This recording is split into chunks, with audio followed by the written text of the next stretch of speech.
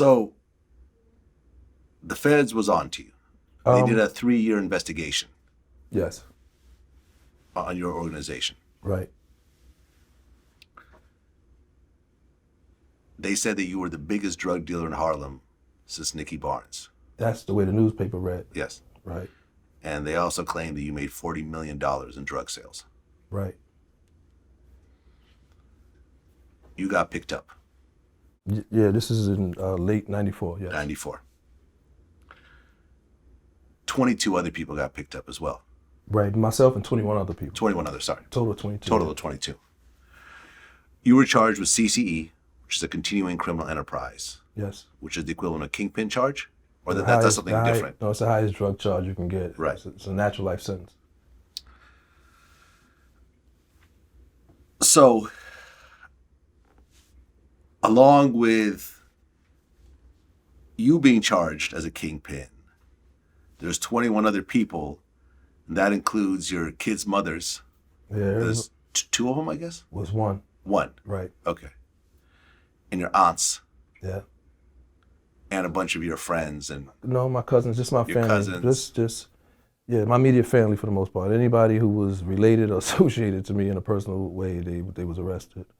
Right. Mm. So now everyone is now being charged and is locked up, and right. They're trying to get everyone to turn against each other. Fact. But out of all those people, nobody actually told. Nobody. What kind of time were they threatening everyone else with? Well, a drug conspiracy, a 846, carries a mandatory minimum of 10 years at the very least. And then all depending on what they was able to prove, it would be anywhere from 10 years on. 10 years of life. Okay. And you were facing life? Several charges that were, if I got convicted of any one of them, I was looking at life. You were 27 years old at the time. Turning 28 in 5 days. And they were offering you a 25-year plea deal. At some point. Yeah. So they're like, you can get out at 52. Right. But you weren't trying to hear that. I couldn't, you know, I couldn't relate to that. Well, you're in jail. Right. And you actually described it in your book as a sense of relief. You felt like you were getting off the hamster wheel. Early on. Yeah. Like I was probably able to hear myself think for the first time, like, in years. Right. You've got a bunch of money. Right. But the feds start seizing your bank accounts. Freezing all my assets. They put a lien on your house. You had to lose your house at one point. Yeah, at one point. They seized your father's condo. Yep. They start taking all your cars and his cars and businesses, everyone's cars, everything. Businesses, and everything. Right. Now, you have your kid's mother, you have your aunts, you have your cousins. All these people are tied into your situation. Well, honestly, they weren't. What the feds were trying to paint it as that. Right, right. Well, what they were doing was really holding them hostage, hoping that, because, let me back up a little bit. I saw early on when they were investigating me, you know, early on, I started being followed and I noticed something was going on. And mind you, I had a run at that point for 7 or 8 years. So it wasn't odd to me when I looked up and they were on me, you know, a certain kind of how.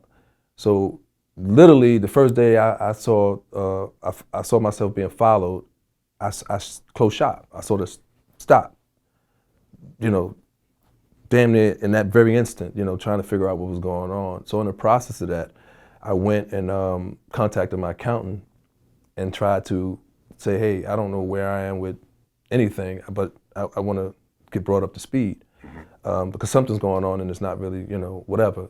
So you knew that the feds were basically closing in. Okay. And not only did I see them day one, I had a lot of resources and I had received phone calls from certain people that was in law enforcement telling me, gave me heads up. You didn't want to leave the country at that point? Go to somewhere where there's no extradition? Well, I didn't know what was going on. And what made me not even think like that right out the gate was that this thing went on for 3 years. And I'm talking about literally 3 years of me walking a straight line. So the more I walked the straight line and the more that I continued to see them, it started making me think maybe I had a tax problem. And I figured I could deal with that, so I didn't overly panic because it just went on and on. At first, when you first see it, you really like disturbed by it because you think tomorrow they're gonna kick in your door. Then this went on and on and on for several years. Yeah, so it just became normal. Right, it just became normal, right.